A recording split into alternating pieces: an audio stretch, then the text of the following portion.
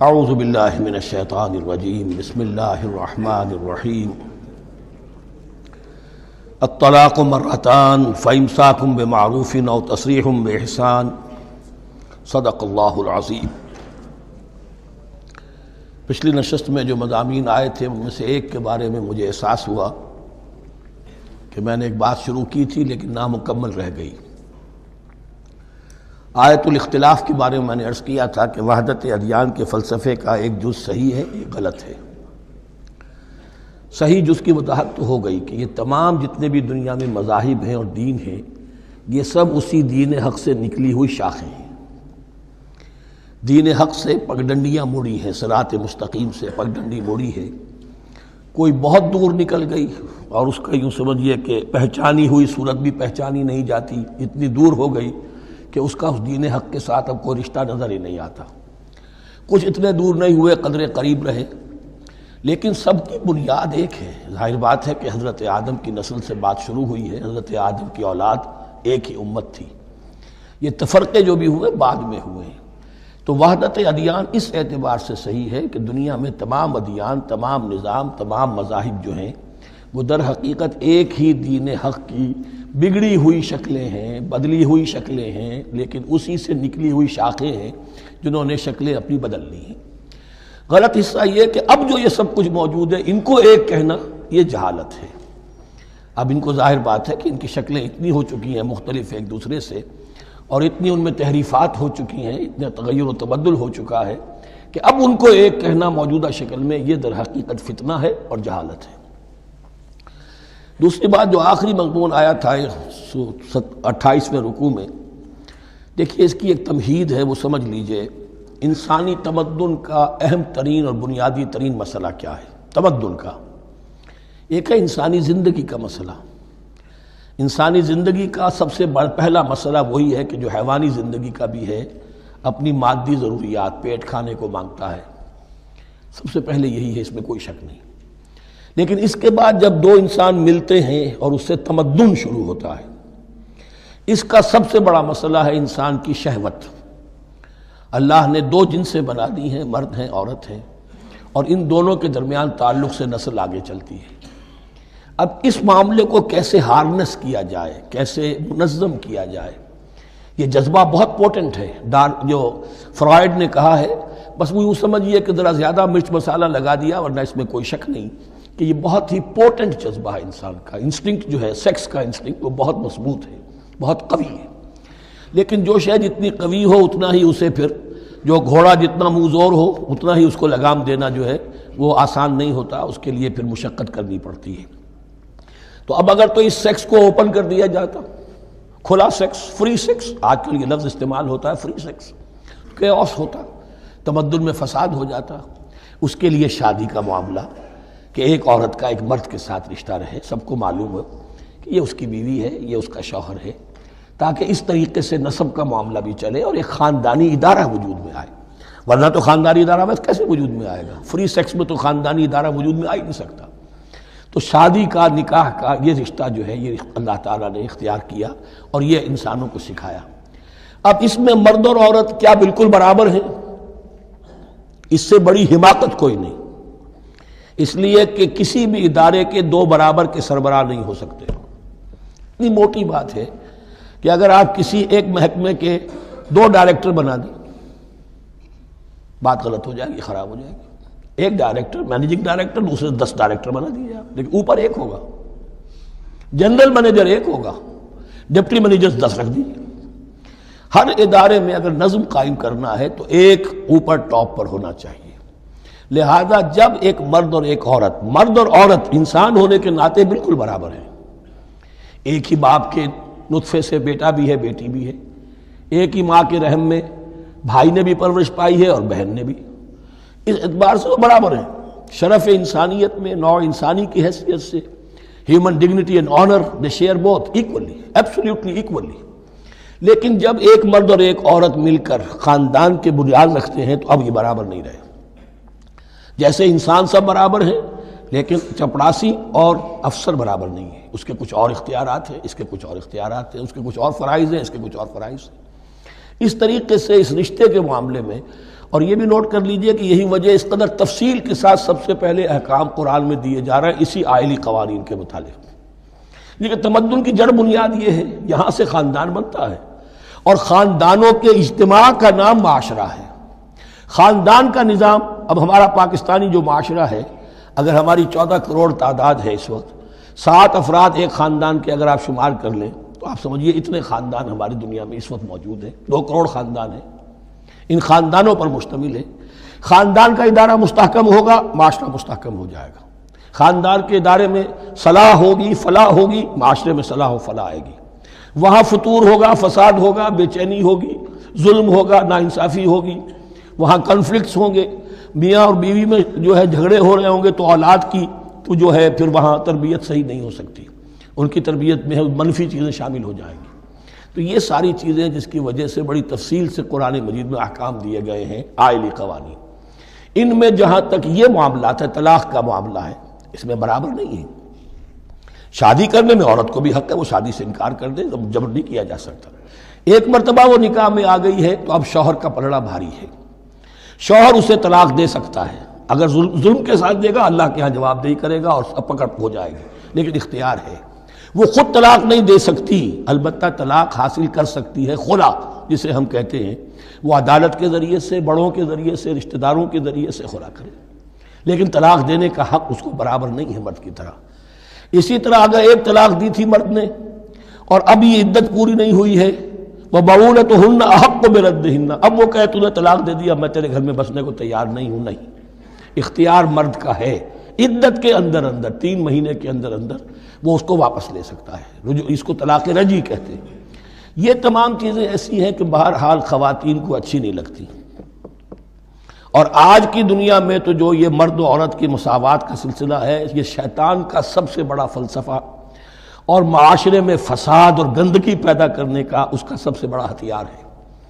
اور اب جو کچھ رہی صحیح اقدار ہماری ایشیا کے ممالک جو ہیں، زیادہ تر مسلمان ممالک ہیں، ان میں خاندانی نظام کی جو بچی کھچی شکل رہ گئی ہے اس کو برباد کرنے کے لیے یہ قاہرہ کانفرنس اور بیجنگ کانفرنس، اس ایشیا کا گھیراؤ دونوں طرف سے، مشرق سے اور مغرب سے، کہ عورت کو آزاد کرو، عورت کو اٹھاؤ، ایمینسیپیشن کے نام پر، آزادی کے نام پر، اور مرد و عورت کی مساوات کے نام پر، تاکہ خاندانی نظام ٹوٹ کر رہ جائے، جیسے کہ ان کے ہاں ٹوٹ چکا ہے خاندانی نظام نے۔ یہ کلنٹن صاحب نے کہا تھا اپنے سال 9 کے میسج میں کہ عنقریب ہماری قوم، امریکن نیشن، بہت جلد اس کی اکثریت حرام زادوں پر مشتمل ہوگی، born out of wedlock, وہ کسی شادی کے نکاح کے نتیجے میں کوئی وجود میں نہیں آئے ہیں، زنا کے نتیجے میں وجود آئی بھی قوم ہوگی۔ 1 پیرنٹ فیملی رہ گئی ہے، ماں ہی باپ ہے اور وہی ماں ہے، اور وہ دونوں وہ جانتے ہی نہیں۔ اب وہاں بڑی ایک مہم اٹھ رہی ہے کہ ہر انسان کا حق ہے کہ اسے معلوم ہو کہ میرا باپ کون ہے۔ وہاں تو بہت سے لوگ پتہ ہی باپ کون ہے میرا، کیا پتہ۔ یہ تباہی ہے جو اس معاشرے پر آ چکی ہے، اور ہمارے ہاں بھی لوگ اسی معاشرے کی نقالی پر چل رہے ہیں۔ اور یہ نظریہ مساوات مرد و زن جو ہے، یہ بہت ہی یوں سمجھیے کہ تابناک اور بہت اچھے الفاظ کے ساتھ سامنے آ رہا ہے۔ البتہ اس کا دوسرا رخ بھی ہے، اسلام نے عورت کو جو حقوق دیے ہیں بدقسمتی سے ہم مسلمانوں نے وہ بھی ان کو نہیں دیے۔ اس کی وجہ یہ ہے کہ ہمارے اوپر ہمارا ہانٹ کر رہا ہے ہمارا ہندوانہ پس منظر۔ ہندوؤں کے معاشرے میں عورت کی کوئی حیثیت نہیں، نہ اس کی وراثت کا حق ہے، نہ وہ بیوہ ہو جائے تو جینے کا حق تھا اس کو، وہ تو پھر ستی ہو جانا چاہیے اس کو، اس کے لیے تو زندگی کا حق بھی نہیں ہے، وراثت تو بہت دور کی بات رہی، کوئی پراپرٹی کا کوئی سوال نہیں، کسی طرح کی کوئی حیثیت نہیں، کوئی لیگل اینٹیٹی نہیں۔ لیکن ہم مسلمان تو ہو گئے، ہمارے آباء و اجداد، تربیت ہوئی نہیں، لہذا ہمارے اوپر وہی تصورات ہیں، عورت کو جو ہے پاؤں کی جوتی کی طرح سمجھنا۔ یہ جو کچھ ہم کر رہے ہیں ان کے جائز حقوق بھی انہیں نہیں دیتے، اس کے نتیجے میں ہم جو مغرب کا ہم پر حملہ ہے اس کو مؤثر کرنے میں گویا ہم مدد دے رہے ہیں۔ اگر ہم اپنی خواتین کو وہ حقوق نہیں دیں گے، اگر ان کے لیے جو اللہ نے جو مقرر کیا ہے وہ انہیں نہیں دیا جائے گا، تو ظاہر بات ہے کہ رد عمل میں پھر جو یہ نعرے ہیں اور بڑے خوشنما جو دعوت اٹھتی ہے وہ لازماً انہیں کھینچ کر لے جائے گی۔ تو اس طرف بھی خیال رکھیے، اور ہمارے ہاں دیندار گھرانوں میں خاص طور پر یہ بات ہوتی ہے، اس کو سمجھنا چاہیے کہ عورتوں کے کیا حقوق ہیں، ان کی دلجوئی کتنی کرنی چاہیے۔ حضور نے کیا فرمایا ہے؟ تم میں سے بہترین لوگ وہ جو اپنے گھر والوں کے لیے اچھے ہوں، بہترین لوگ وہ ہیں۔ ان کے حقوق کا لحاظ ہو، ان کے ساتھ سلوک ہو، ان کی دل جوئی ہو، ان کے احساسات کا بھی پاس کیا جائے۔ البتہ جہاں شریعت کا اور دین کا معاملہ آ جائے، نتھنگ ڈوئنگ، سیدھی سیدھی بات، یہ تلوار کی طرح آپ ننگے ہو جائیں اس وقت کہ یہ معاملہ دین کا ہے، اس میں میں تمہاری کوئی رعایت نہیں کر سکتا، ہاں میرے معاملات کے اندر جو بھی تم چاہو میں نرمی کروں گا، یہ ہو سکتا ہے۔ بس اس کو ذہن میں رکھیے، یہ کڑوی گولی ہے۔ وَلَهُنَّ مِثْلُ الَّذِي عَلَيْهِنَّ بِالْمَعْرُوفِ وَلِلرِّجَالِ عَلَيْهِنَّ دَرَجَةٌ۔ اب درمیان کے الفاظ کو تو جدید جو ہمارے ہیں دانشور وہ لے لیتے ہیں، اوپر کا نہیں دیکھتے کہ بَعُولَتُهُنَّ أَحَقُّ بِرَدِّهِنَّ، برابری کہاں رہی؟ شادی کرتے ہوئے برابری ہے، عورت کہہ سکتی میں شادی نہیں کرتی، شادی نہیں ہوگی، اس وقت برابری ہے، دونوں کی رضامندی سے شادی ہوگی، یہ برابری ہے۔ لیکن جب ایک مرتبہ بیوی بن گئی اب برابر نہیں ہے۔ اب یہ فلسفہ جا کر پوری طرح بیان ہوگا سورہ نساء میں، اور رجال قوامون علی النساء، یہ بات پھر وہاں آئے گی۔ اس کی تمہید ہے یہ کہ یہ کڑوی گولی ذرا خواتین کے حلق سے اترنی شروع ہو جائے۔ وَبَعُولَتُهُنَّ أَحَقُّ بِرَدِّهِنَّ، اور اسی طریقے سے وَلِلرِّجَالِ عَلَيْهِنَّ دَرَجَةٌ، البتہ اللہ نے جو ذمہ داریاں عورت کے حوالے کی ہیں، جس طرح کے اس کے فرائض ہیں ویسے ہی اس کے حقوق بھی ہیں، یہ ہے جو بات کہی جا رہی، لَهُنَّ مِثْلُ الَّذِي عَلَيْهِنَّ بِالْمَعْرُوفِ۔ اور یہ دنیا کا وہ اصول ہے کہ responsibilities and privileges they go together۔ کہیں آپ کا اگر ذمہ داری زیادہ تو حقوق اور اختیارات بھی زیادہ ہوں گے، ذمہ داری بہت ڈال دی، حقوق و اختیارات اتنے ہیں نہیں، آپ ذمہ داری ادا نہیں کر سکتے۔ جہاں ذمہ داری کم ہوگی وہاں حقوق و اختیارات بھی کم ہوں گے، یہ دونوں چیزیں پروپورشنیٹ چلتی ہیں۔ اب چلیے آگے، مجھے اندیشہ ہے کہ میں نے خاصا وقت اس میں لگا دیا۔ الطلاق مرتان، طلاق دو مرتبہ ہے، یعنی ایک شوہر کو دو مرتبہ طلاق دے کر اور رجوع کر لینے کا حق ہے۔ ایک دفعہ طلاق دی اور عدت کے اندر رجوع کر لیا، ٹھیک ہے، پھر طلاق دی اور عدت کے اندر رجوع کر لیا، ٹھیک ہے، تیسری مرتبہ طلاق دی، اب رجوع نہیں کر سکتا۔ الطلاق مرتان، دو مرتبہ ہو سکتا ہے۔ فَإِمْسَاكٌ بِمَعْرُوفٍ أَوْ تَسْرِيحٌ بِإِحْسَانٍ، اب اس کے بعد فیصلہ کرو، یا تو روکو اس کو اپنے گھر میں تو وہ بھی نیکی کے ساتھ، بھلائی کے ساتھ، تنگ کرنے کے لیے نہیں، پریشان کرنے کے لیے نہیں، اور تسریح بِإِحْسَان، یا رخصت کر دینا ہے اچھے بھلے طریقے سے، بھلے مانسوں کی طرح، خوبصورتی کے ساتھ، روکو تو بھلائی کے لیے، اور اگر رخصت کرنا ہے تو خوبصورت انداز میں۔ وَلَا يَحِلُّ لَكُمْ أَن تَأْخُذُوا مِمَّا آتَيْتُمُوهُنَّ شَيْئًا، اور تمہارے لیے ہرگز جائز نہیں ہے کہ جو کچھ تم نے انہیں دیا تھا اس میں سے کچھ بھی واپس لو، جو بھی تم نے انہیں مہر دیا تھا اس میں سے کچھ واپس نہیں لے سکتے جب تم طلاق دے رہے ہو۔ ہاں اگر عورت طلاق مانگے تو اسے اپنے مہر میں سے کچھ چھوڑنا پڑے گا، یہ دوسری بات ہے، لیکن جب بر طلاق دے رہا ہے تو پھر وہ نہیں روک اس کو اس میں سے جو بھی کچھ دیا ہو، یہاں تک کہ آیا ہے کہ اگرچہ تم نے ان کو احداہن قنطارا، سونے کے ڈھیر دیے ہوں، ان میں سے بھی کچھ نہیں لے سکتے واپس۔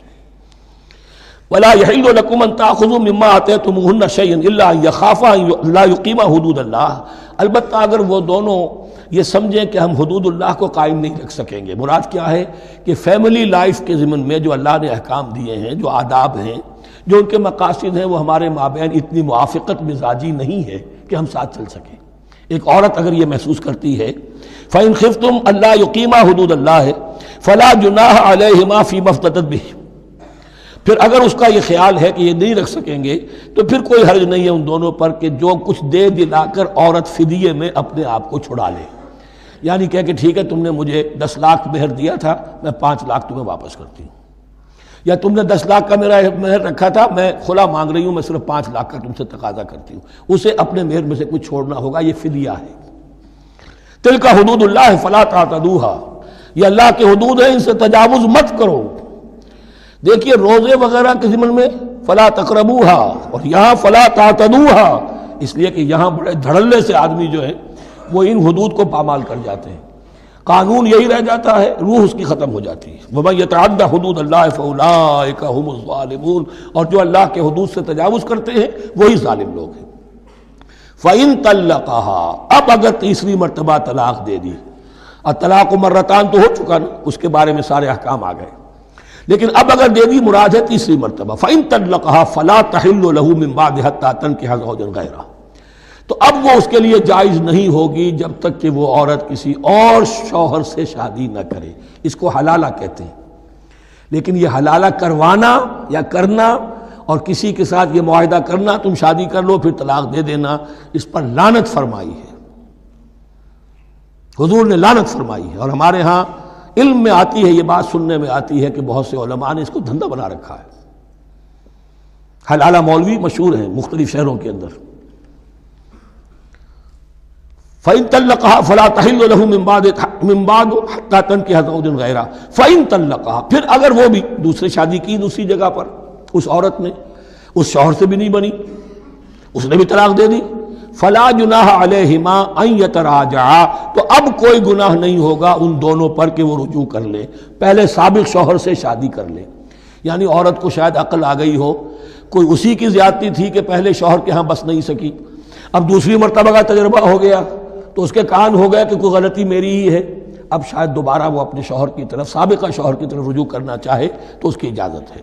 ان ظنا یقیما حدود اللہ، اگر ان کو یہ یقین ہو کہ وہ اللہ کے حدود کی پاسداری کر سکیں گے۔ اللہ کے حدود جو ہے احکام شریعت، ان کو بہرحال مد نظر رکھنا ہے اور فائق رکھنا ہے۔ وَتِلْكَ حُدُودُ اللَّهِ يُبَيِّنُهَا لِقَوْمٍ يَعْلَمُونَ، اور یہ وہ حدود ہیں اللہ کے جن کو وہ واضح کر رہا ہے، کھول کھول کر بیان کر رہا ہے ان لوگوں کے لیے کہ جو علم حاصل کرنا چاہیں۔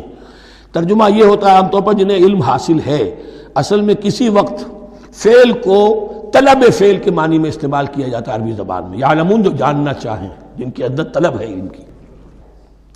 وَإِذَا طَلَّقْتُمُ النِّسَاءَ فَبَلَغْنَ أَجَلَهُنَّ، تو جب تم لوگ اپنی بیویوں کو طلاق دو اور پھر وہ اپنی عدت پوری کر لیں، فَأَمْسِكُوهُنَّ بِمَعْرُوفٍ أَوْ سَرِّحُوهُنَّ بِمَعْرُوفٍ، تو اب چاہو تو روکو انہیں لیکن معروف طریقے سے، اور چاہو تو انہیں رخصت کر دو وہ بھی اچھے طریقے پر۔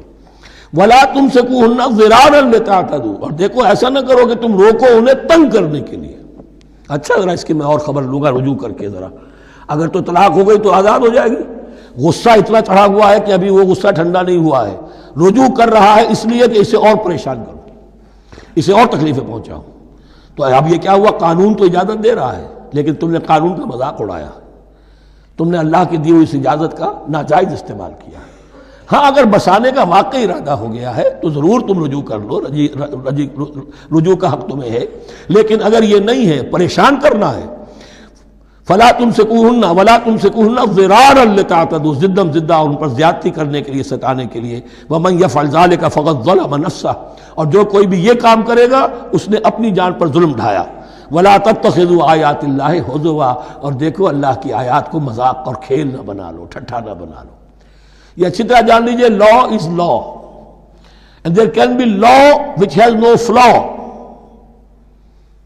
Flawless law is impossible. اس لیے تقوی، اللہ کا خوف ہر جگہ پر بار بار، ورنہ تم اللہ کی شریعت کا تماشا بنا دو گے، ٹھٹھا بنا دو گے۔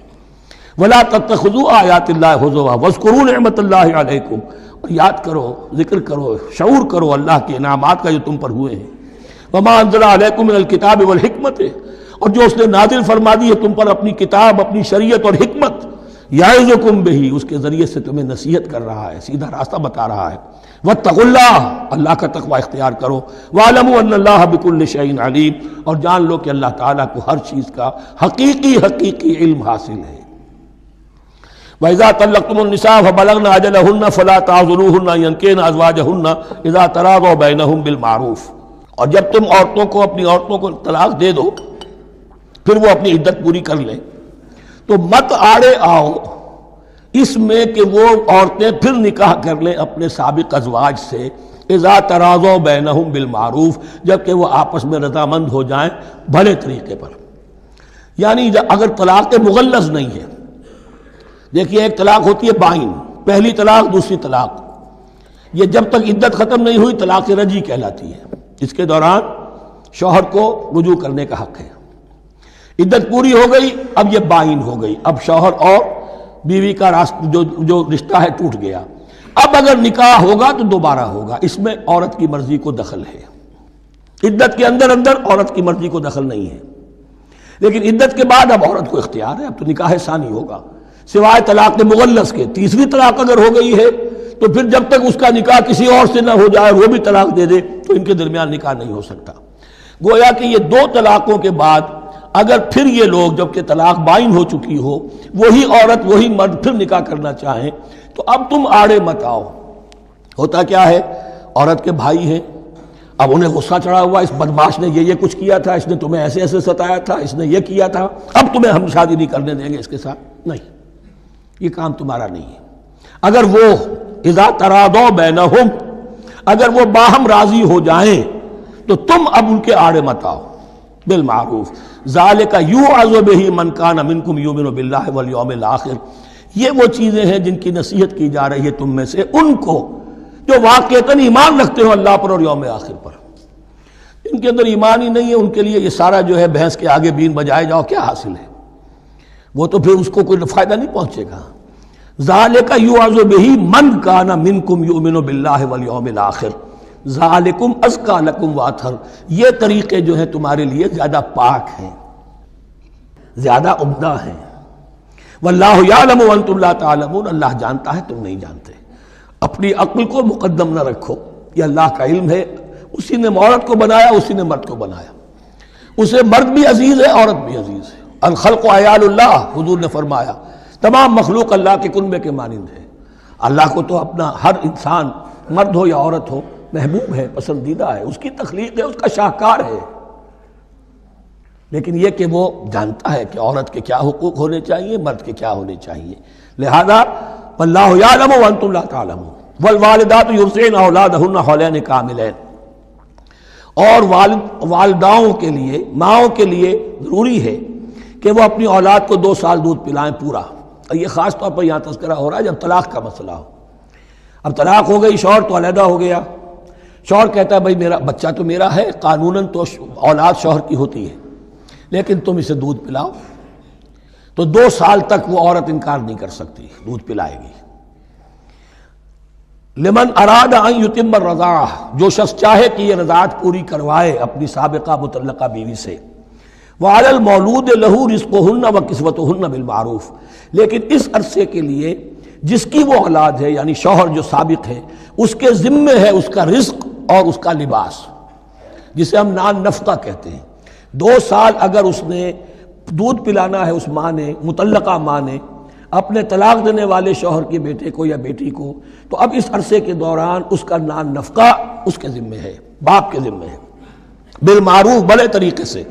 یعنی یہ کہ ایسا نہ ہو کہ ہو تو کروڑ پتی لیکن اب وہ اس کو بیوی کو مطلقہ کو وہ دینا چاہے نان نفقہ اپنی خادماؤں کی طرح کا، نہیں، وہ ہونا چاہیے معروف طریقے پر۔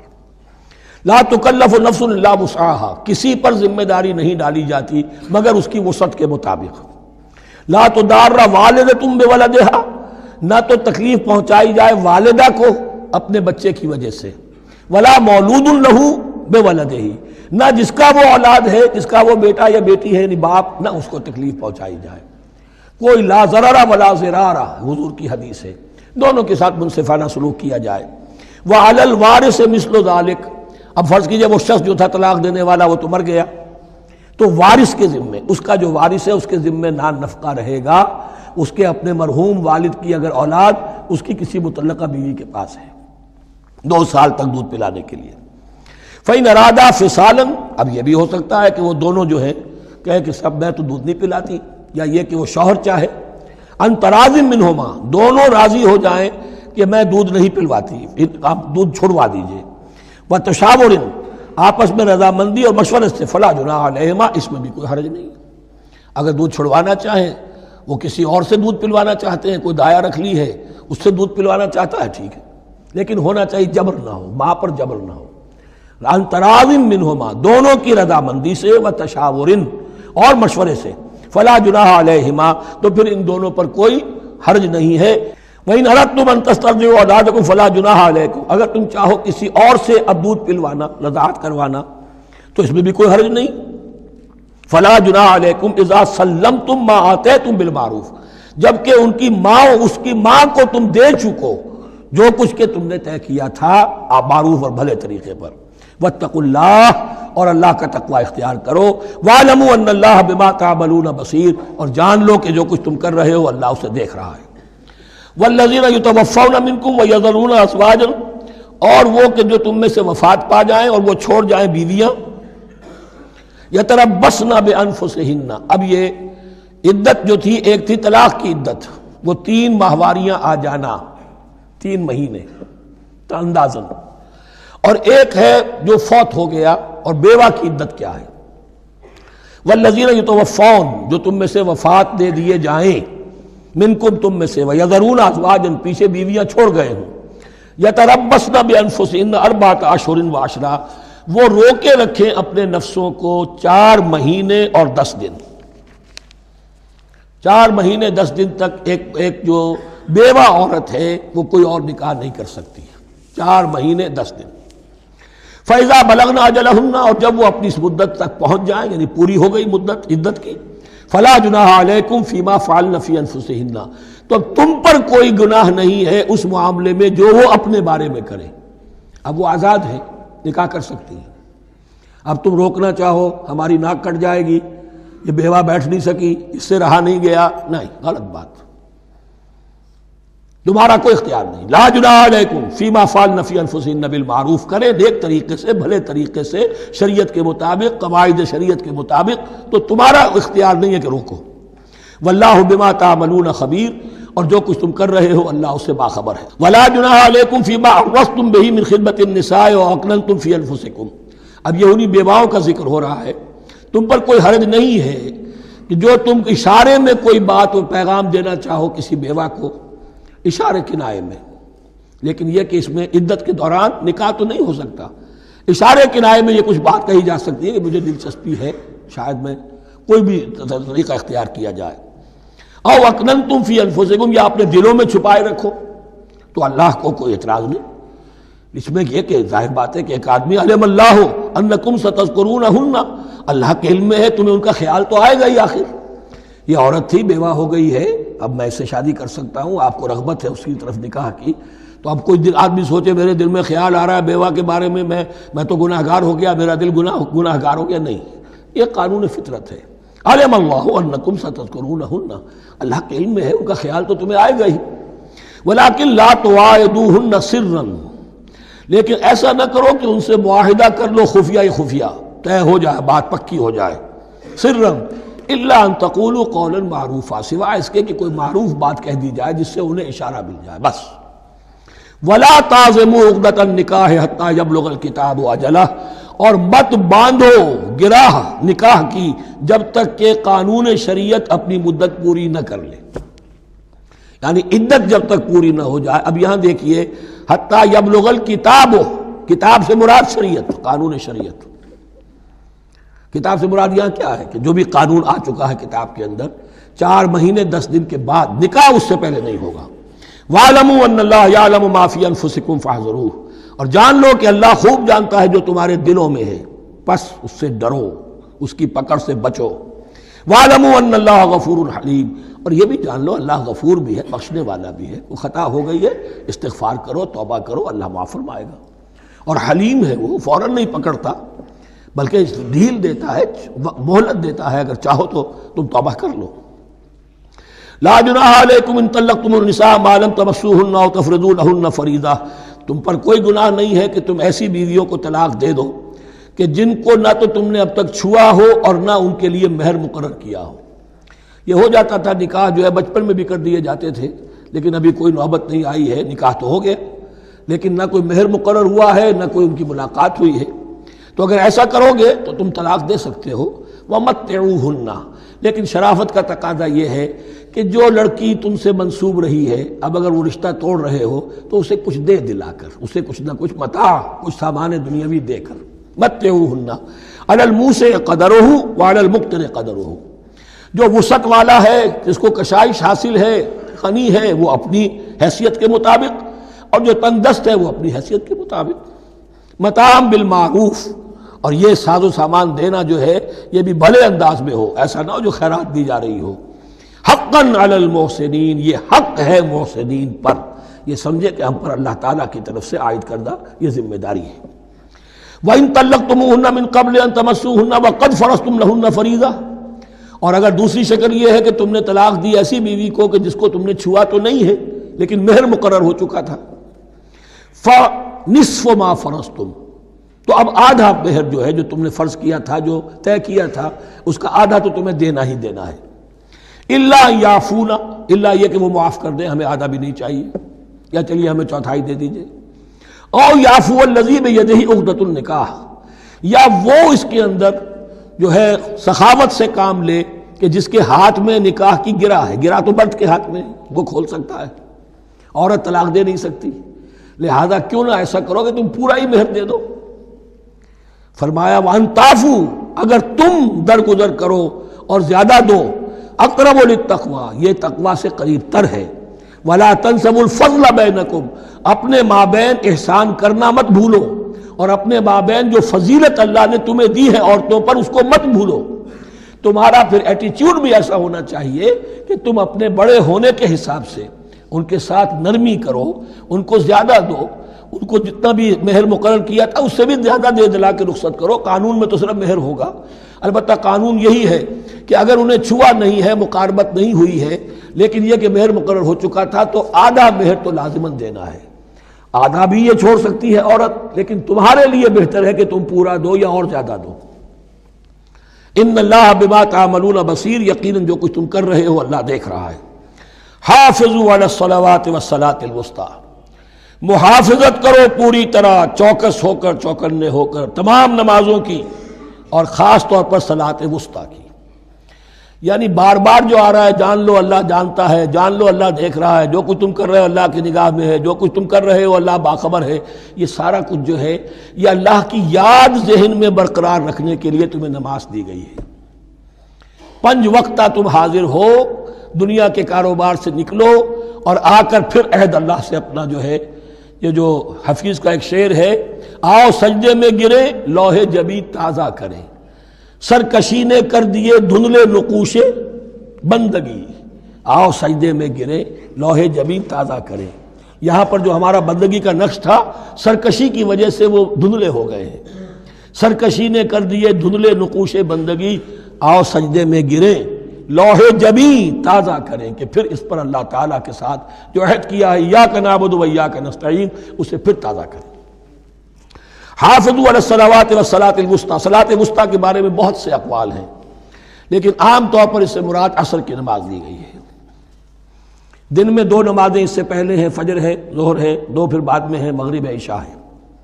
وقوموا للہ قانتین، اور کھڑے ہوا کرو اللہ کے سامنے پورے ادب کے ساتھ، یعنی ایک تو رکوع ہے جس میں جھکنا ہے، سجدہ ہے جھکنے کی انتہا ہے، قیام بھی قنوت کے ساتھ ہو، معلوم ہو کہ ایک بندہ اپنے آقا کے سامنے کھڑا ہے، اس کے کھڑے ہونے کے انداز میں بھی معلوم ہو کہ تواضع ہے، عجز ہے۔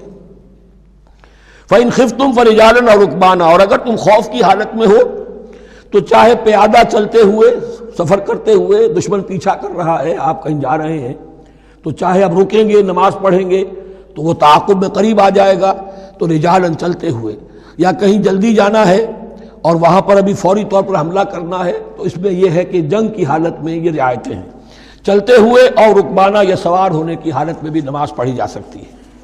فَإِذَا أَمِنْتُمْ، لیکن پھر جب امن میں ہو جاؤ، فَاذْكُرُوا اللَّهَ كَمَا عَلَّمَكُمْ، پھر اللہ کو یاد کرو جیسے کہ تمہیں اس نے سکھایا ہے۔ کس نے سکھایا ہے؟ محمد الرسول اللہ نے۔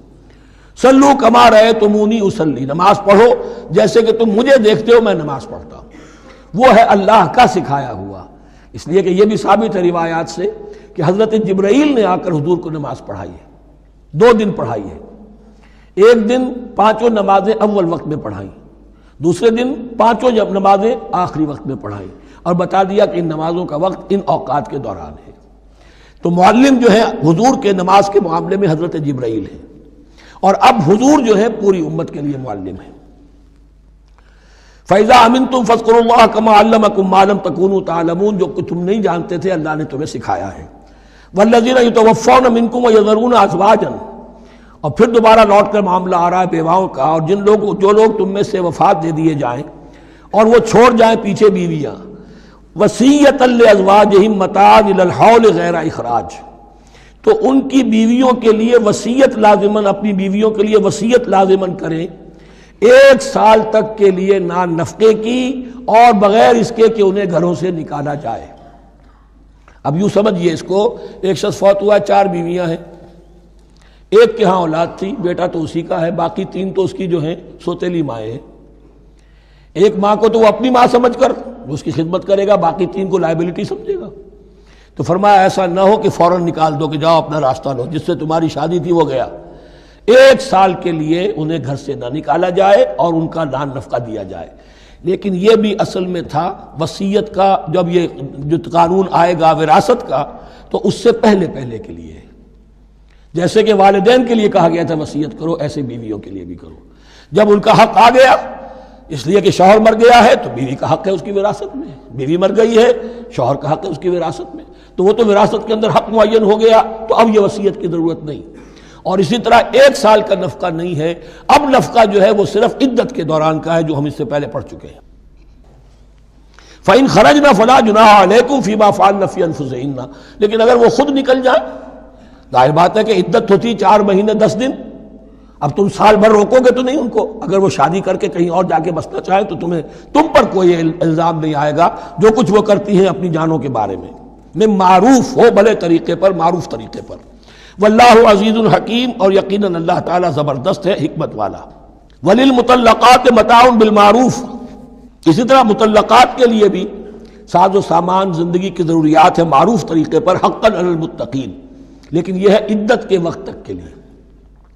اسی معاملے میں شاہبانو کیس میں ایک جو فیصلہ دیا تھا یہ کلکتہ ہائی کورٹ نے، اس پر پھر ہندوستان میں ایجیٹیشن ہوا۔ اس نے یہ فیصلہ دیا تھا کہ کوئی مسلمان اپنی بیوی کو طلاق دے دے تو اب وہ بیوی اگر تو دوسری شادی کر لے تب تو بات دوسری ہے، ورنہ جب تک زندہ رہے گی اس طلاق دینے والے پر اس کا نان نفقہ جو ہے رہے گا پوری زندگی تک۔ اس پر مسلمانوں نے کہا، بھارت کے مسلمانوں نے، یہ ہماری شریعت میں دخل اندازی ہے، شریعت نے صرف عدت تک کا حق رکھا ہے مطلقہ کے لیے، تم ساری زندگی کہاں سے لا رہے ہو؟ پھر وہ فساد ہوا، پھر بہت سے لوگوں نے جانیں دیں، پھر جو ہے ایجیٹیشن ہوا، لیکن پھر راجیو گاندھی کو گھٹنے ٹیکنے پڑے، اور پھر قانون بنا دیا گیا بھارت میں کہ کوئی عدالت ہندوستان کی including supreme court of India مسلمانوں کے آئلی قوانین میں دخل نہیں دے سکتی۔ میں سلام کیا کرتا ہوں مسلمانان بھارت کو، مسلمانوں نے وہاں پر یہ بات بھی نہیں ہونے دی کہ جب قرآن شریعت کا حکم جو ہے وہ یہ ہے کہ مطلقہ کو عدت تک کے لیے دان نفقہ ہے تو ساری زندگی کا کوئی معاملہ نہیں۔ کذالک یبین اللہ لکم آیاتہ لعلکم تعقلون، اسی طرح اللہ تعالیٰ تمہارے لیے اپنی آیات کو واضح کر رہا ہے تاکہ تم عقل سے کام لو اور سمجھو۔ اب جو 2 رکوع اگلے آ رہے ہیں یہ بڑے اہم ہیں اس اعتبار سے کہ یہ تاریخ بنی اسرائیل کا غزوہ بدر ہے جس کا تذکرہ ہوگا۔ میں ایک بات آپ کو بنی اسرائیل کی تاریخ کی بتا چکا ہوں کہ جب حضرت موسیٰ کے انتقال کے بعد یوشع ابن نون کی سرکردگی میں انہوں نے جہاد کیا، قتال کیا تو فلسطین فتح ہو گیا، لیکن انہوں نے چھوٹی چھوٹی حکومتیں 12 بنا لی اور آپس میں لڑتے بھی رہے۔ لیکن 300 برس کے بعد پھر صورتحال پیدا ہوئی، وہ واقعہ ہوگا جو اب سامنے آ رہا ہے کہ جب ان کے اوپر دنیا تنگ ہو گئی، آس پاس کے جو کافر اور مشرک لوگ تھے انہوں نے انہیں دبا لیا، بہت سو کو ان کے گھروں سے، ان کے ملکوں سے نکال دیا، تو پھر تنگ آ کر انہوں نے کہا اس وقت کے نبی سے کہ ہمارے لیے کوئی بادشاہ بنا دیجئے، سپہ سالار بنا دیجئے، اب ہم اللہ کی راہ میں جنگ کریں گے۔ تو وہ جو جنگ ہوئی ہے طالوت اور جالوت کی، اس جنگ کے بعد سے خلافت راشدہ شروع ہوئی ہے دور بنی اسرائیل کی۔ گویا کہ خلافت راشدہ دور بنی اسرائیل کی 300 برس بعد آئی ہے ان کے رسول کے انتقال کے، جبکہ خلافت راشدہ اس امت مسلمہ کی متصل ہے رسول اللہ صلی اللہ علیہ وسلم کے زمانے کے ساتھ، اس لیے کہ صحابہ نے جانیں دیں، خون دیا، قربانیاں دیں، اور اس کے نتیجے میں حضور کی زندگی ہی میں دین غالب ہو گیا، اسلامی ریاست قائم ہو گئی۔ تو ظاہر بات ہے اس کے بعد آپ کے انتقال کے بعد خلافت کا دور شروع ہو گیا، لیکن وہاں یہ سارے سال 300 برس گزرے ہیں، اس کے بعد ان کا دور خلافت آیا ہے، اور اس میں بھی 3 خلافتیں ہیں کہ جو متفق علیہ ہیں، ویسے وہاں تو وہ نبوتیں ہیں، طالوت علیہ السلام، داؤد علیہ السلام اور سلیمان علیہ السلام۔ چوتھی خلافت پر آ کر تقسیم ہو گئی ہے، جیسے حضرت علی کے زمانے میں چوتھی خلافت میں عالم اسلام جو ہے دارالاسلام منقسم ہو گیا کہ مصر اور شام نے حضرت علی کی خلافت کو تسلیم نہیں کیا۔ اسی طرح حضرت سلیمان کے 2 بیٹوں میں پھر ان کی مملکت تقسیم ہو گئی، ایک اسرائیل اور ایک یہودیہ، یہ 2 ریاستیں وجود میں ہیں۔ جیوڈی بہرحال یہ جو واقعہ تھا کہ جس کے بعد خلافت راشدہ شروع ہو رہی ہے، اسلام کا غلبہ شروع ہو رہا ہے حضرت موسیٰ کی تاریخ میں، وہ ہے طالوت اور جالوت کی جنگ۔ اس کے لیے اب یہاں پر تذکرہ ہو رہا ہے، اور یہ بھی ایک آئینہ دکھایا جا رہا ہے صحابہ کرام کو، اب یہی مرحلہ تمہیں درپیش ہے۔ غزوہ بدر آیا چاہتا ہے، آئینہ، coming events cast their shadows before, تمہیں پہلے سے بتایا جا رہا ہے۔ الم تر الی الذین خرجوا من دیارہم، کیا تم لوگوں نے غور نہیں کیا، کیا تم نے غور نہیں کیا ان لوگوں کے حال پر کہ جو نکل گئے اپنے گھروں سے، وہم الوف، جبکہ وہ ہزاروں کی تعداد میں تھے، حذر الموت، موت سے ڈر کی وجہ سے، یعنی جب کفار اور مشرکین نے غلبہ کر لیا ان پر اور بہت سے ملکوں سے یہ بھاگے اپنے ملک چھوڑ کر، فقال لهم اللہ موتوا، تو اللہ نے ان سے کہا کہ مر جاؤ، ثم احیاہم، پھر انہیں زندہ کیا۔ یہاں یہ بھی ہو سکتا ہے مراد کہ فی الواقع یہ عمل ہوا ہو، اور یہ بھی مراد ہو سکتا ہے جیسے قوم مر جاتی ہے لیکن پھر اس کا نشأت ثانیہ ہو جاتی ہے، پھر اللہ نے ان کے اندر ایک جذبہ پیدا کر دیا۔ یعنی یہاں پر مرنا اور احیاء جو ہے وہ معنوی ہو، روحانی ہو، اخلاقی ہو، وہ بالفعل جسدی نہ ہو، لیکن اللہ کے اختیار سے باہر نہیں، اس کی قدرت میں ہے، سب کو مار کر بھی دوبارہ جلا سکتا ہے۔ ان اللہ لذو فضل علی الناس ولکن اکثر الناس لا یشکرون، اور یقیناً اللہ تعالیٰ تو اپنے بندوں پر بڑا فضل کرتا ہے، لیکن اکثر لوگ جو ہے شکر نہیں کرتے، ناقدری کرتے ہیں اللہ کے احسانات کی۔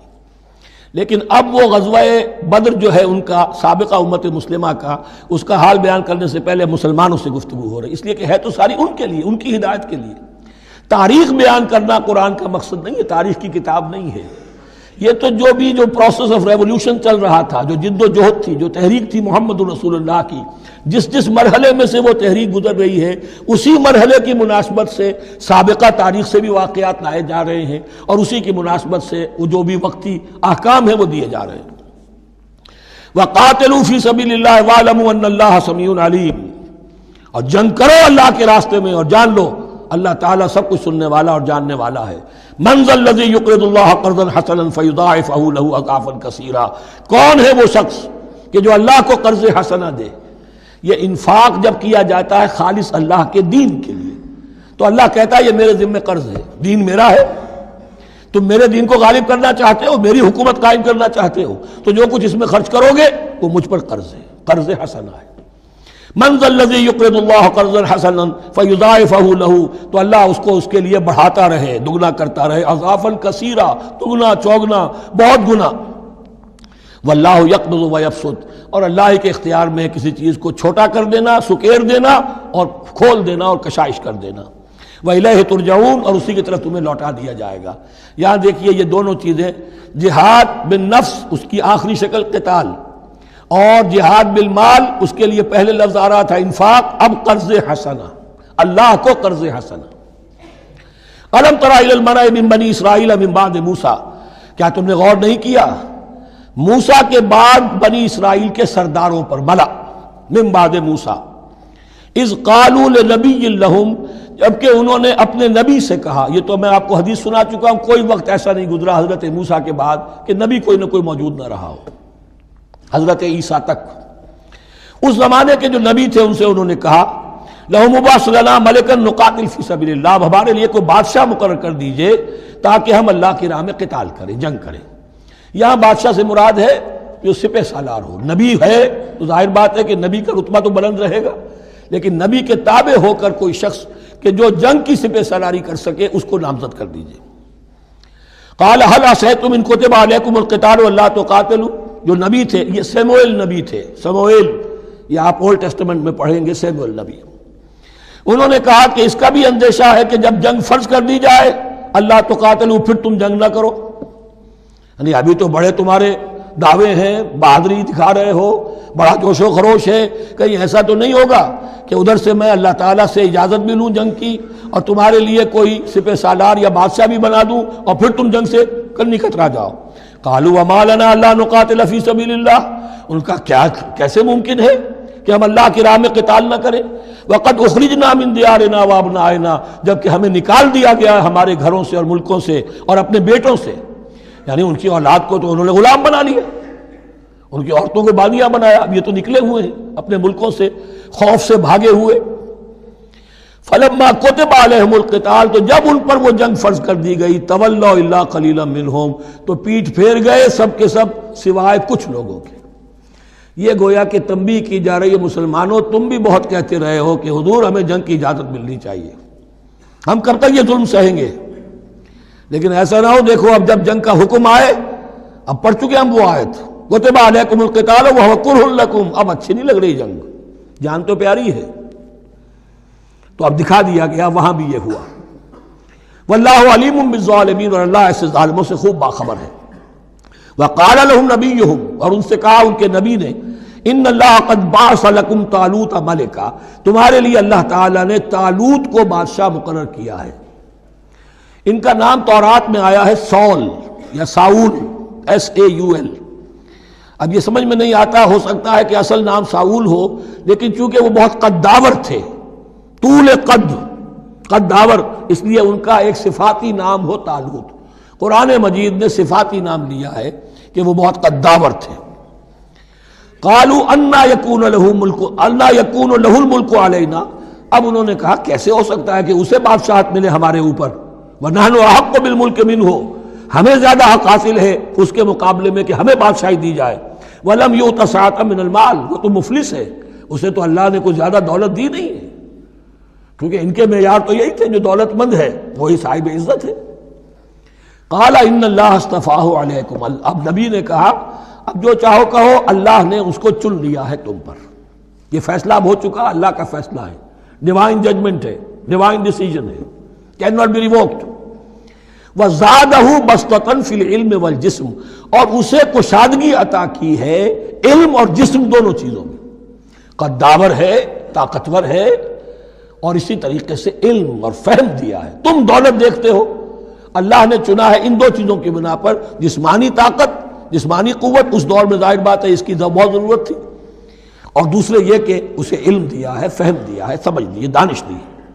واللہ یؤتی ملکہ من یشاء، اور اللہ تعالیٰ جس کو چاہتا ہے اپنی بادشاہت دے دیتا ہے۔ واللہ واسع علیم، اللہ بہت سمائی والا ہے، واسع، اس کی وسعت جو ہے وہ عطا ہے، اور علیم، اور سب کچھ واسع علیم، جاننے والا ہے، یعنی وہ جس کو جو کچھ دیتا ہے بربنائے علم دیتا ہے، کون اس کا مستحق ہے۔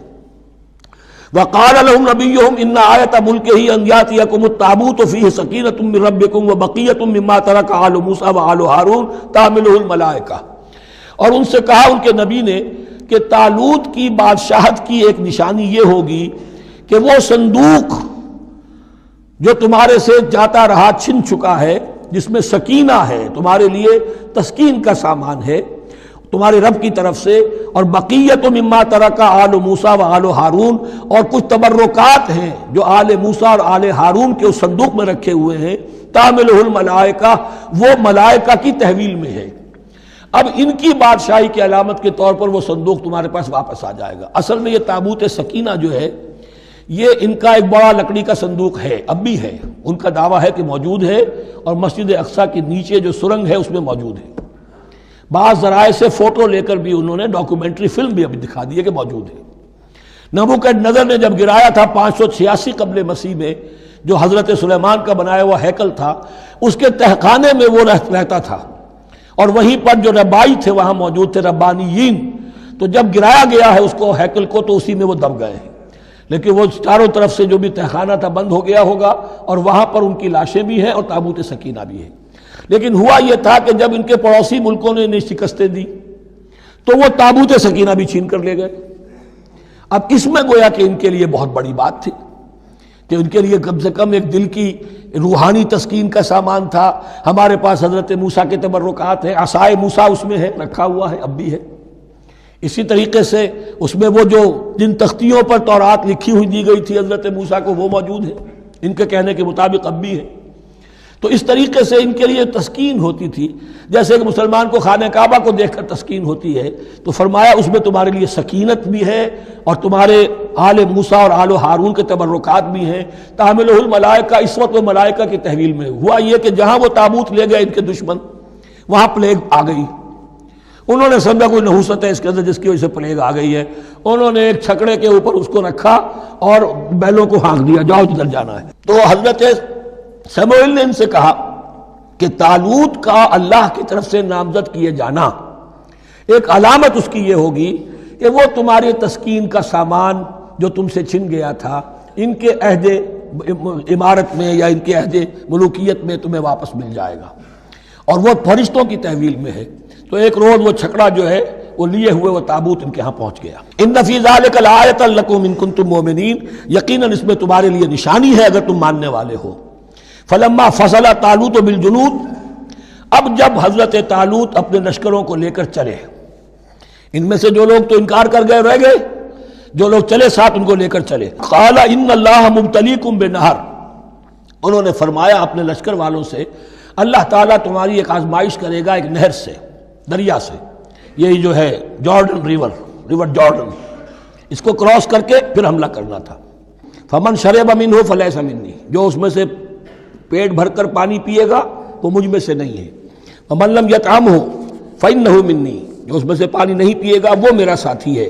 الا من اغترف غرفۃ بیدہ، سوائے اس کے کہ کوئی صرف اپنے چلو سے اور وہ کچھ وہ ایک گھونٹ لے لے۔ یہ اصل میں ہر کمانڈر کے لیے ضروری ہوتا ہے کہ کسی بھی بڑی جنگ سے پہلے اپنے ساتھیوں کا مورال دیکھے، ڈسپلن کی حالت دیکھے۔ تو جیسے حضور نے بھی غزوہ بدر سے قبل مشاورت کی تھی کہ مسلمانوں ایک لشکر آ رہا ہے جنوب سے کیل کانٹے سے لیس، اور ایک قافلہ آ رہا ہے شمال سے، اور اللہ نے ان دو میں سے ایک کا وعدہ کیا تمہیں ضرور ملے گا، بتاؤ کدھر چلیں۔ اندازہ ہو گیا کچھ لوگ جو کمزوری دکھا رہے تھے انہوں نے کہا چلیں جی پہلے قافلہ لوٹ لیں، اور جو لوگ تھے باہمت انہوں نے کہا جو حضور آپ کی ارادہ ہو، جو آپ کا منشا ہو۔ تو یہاں بھی انہوں نے اس سے ٹیسٹ کیا ہے کہ آیا وہ میرے حکم کی پابندی کرتے ہیں یا نہیں کرتے۔ فشربوا منہ، تو ان سب نے بہتوں نے پیا اس میں سے خوب جی بھر کر، الا قلیلا منہم، سوائے ان میں سے بہت کم تعداد میں۔ فلما جاوزہ هو والذین آمنوا معہ، تو جب گزرے اس دریا کے پار اترے وہ اور وہ لوگ جو ان کے ساتھ ساتھی اب اہل ایمان رہ گئے تھے، یعنی پہلی سکریننگ پہلے ہو چکی تھی جو قتال ہی کے منکر ہو گئے تھے، اور اس کے بعد دوسری ہو گئی ہے کہ جو اس چھلنی میں سے نہیں نکل سکے، وہ پانی پی کر بے سدھ ہو گئے۔ یہ ایسا ہی ہے جیسے غزوہ احد میں حضور صلی اللہ علیہ وسلم کے ساتھ 1000 آدمی مدینے سے نکلے تھے اور پھر عین وقت پر 300 آدمی ساتھ چھوڑ کر چلے گئے۔ تو جب انہوں نے دریا پار کر لیا انہوں نے اور ان کے ساتھی اہل ایمان نے، قالوا لا طاقت لنا اليوم بجالوت وجنود، تو انہوں نے کہا کہ ہمارے اندر تو واقعتاً طاقت نہیں ہے کہ ہم جالوت کا اور اس کے لشکروں کا مقابلہ کر سکیں۔ یہ گولیت جس کو کہتے ہیں جالوت، یہ بڑا قوی ہیکل انسان تھا، اور اس کا جو زرہ بختر تھا وہ اتنا پورا جسم ڈھکا ہوا کہ سوائے آنکھ کے سوراخ کے اور کچھ نہیں تھا اس میں، جو نظر ہی نہیں آتا تھا۔ تو اس نے مبارزت کی اور کوئی بھی مقابلے پر نہیں آ رہا تھا۔ قال الذين يظنون انهم ملاقو الله كم من فئة قليلة غلبت فئة كثيرة باذن الله، تو کہا ان لوگوں نے جو یقین رکھتے تھے کہ اللہ سے ملاقات کرنی ہے کہ کئی مرتبہ ایسا ہوا ہے، کتنی مرتبہ ایسا ہوا ہے کہ چھوٹی جماعت غالب آ گئی ہے بڑی جماعت پر اللہ کے حکم سے، یعنی آگے بڑھو، ہمت کرو، اپنی جو ہے کم ہمتی کا ثبوت نہ دو، اللہ تعالیٰ کی نصرت سے، اللہ کی مدد سے تمہیں فتح حاصل ہو جائے گی۔ واللہ مع الصابرین، اللہ تو صابروں کے ساتھ ہے۔ وَلَمَّا بَرَزُوا لِجَالُوتَ وَجُنُودِهِ، تو جب وہ سامنے آئے جالوت اور اس کے لشکروں کے، برزا ظاہر ہو جانا، سامنے آمنے سامنے آ جانا، اب ادھر ان کا لشکر ہے طالوت علیہ السلام کا اور ادھر وہ جالوت کا لشکر ہے۔ قالوا، اب انہوں نے دعا کی، ربنا افرغ علینا صبرا، اے اللہ ہم پر صبر انڈھیل دے۔ یہ افرغ کا لفظ ہوتا ہے کسی برتن سے پانی اس طرح گرا دینا کسی کے اوپر کہ وہ برتن خالی ہو جائے، گھڑوں پانی ڈال دینا یا کچھ اور برتن میں سے۔ افرغ علینا صبرا، ہم پر صبر انڈھیل دے، صبر کی بارش فرما دے۔ ربنا افرغ علینا صبرا وثبت اقدامنا، اور ہمارے قدموں کو جما دے، وانصرنا علی القوم الکافرین، اور ہماری مدد فرما ان کافروں کے مقابلے میں۔ یہی دعا گویا کہ تلقین کی جا رہی ہے اہل ایمان کو کہ جب بدر کے موقع پر تمہارا مقابلہ ہوگا تو تمہیں یہ دعا کرنی چاہیے۔ فَهَزَمُوهُمْ بِإِذْنِ اللَّهِ، تو انہوں نے بھگا دیا ان کو اللہ کے حکم سے، اللہ کے اذن سے، اللہ کی مشیت سے۔ وَقَتَلَ داؤد جالوتا، اور قتل کیا جالوت کو داؤد نے۔ یہ داؤد جو ہے تورات سے معلوم ہوتا گڈریے تھے، جنگلوں میں رہتے تھے اپنی بھیڑیں بکریاں لے کر، اور ان کے پاس ایک گوپیا ہوتا تھا، اس گوپیے کے اندر پتھر رکھ کر اس کو گھما کر وہ مارتے تھے، لیکن نشانہ اتنا صحیح تھا کہ اس سے وہ کہتے تھے کہ میں شیروں کے جبڑے توڑ دیتا ہوں. جب کبھی شیر آتے ہیں میرے بھیڑوں بکریوں کے گلوں پر حملے کے لیے، تو جب وہ آ گئے اتفاق سے، جب لشکر آمنے سامنے تھے، ادھر جالوت للکار رہا ہے آئے کوئی میرے مقابلے میں، ادھر سب کے سب سہمے کھڑے ہیں، کوئی آگے نہیں نکل رہا. تو حضرت طالوت آئے، یہ حضرت داؤد آ گئے اتفاقاً. کہا معلوم ہوا کیا سچویشن ہے، یہ ہے کہ اچھا ٹھیک ہے، میں اس غیر مختون کا میں معاملہ کرتا ہوں، اس لیے کہ یہ ان کے یہاں سب سے بڑی گالی تھی. حضرت ابراہیم کی ملت میں ہے ختنہ، اور یہ جو کفار اور مشرک تھے ان کے ہاں ختنہ نہیں تھی، تو نامختون ہونا ان کے ہاں یہ سب سے بڑی گالی تھی.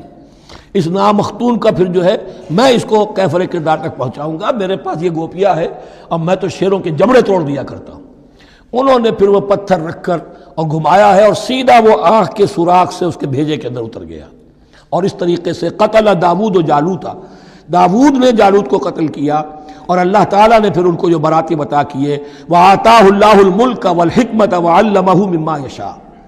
ایک تو یہ کہ طالوت علیہ السلام نے اپنی بیٹی کا نکاح ان سے کر دیا، داماد ہو گئے، اور پھر انہی کو وارث بنایا، یہ بادشاہ ہوئے. اللہ نے ان کو ہی ملک دیا، حکومت دی، بادشاہت دی، اور حکمت بھی دی، نبوت بھی دی. یہ دونوں اعتبارات سے ان کو اللہ تعالیٰ نے سرفراز فرمایا. وَعَلَّمَهُ مِمَّا يَشَاءُ، اور پھر اسے سکھایا جو کچھ کہ اللہ نے چاہا.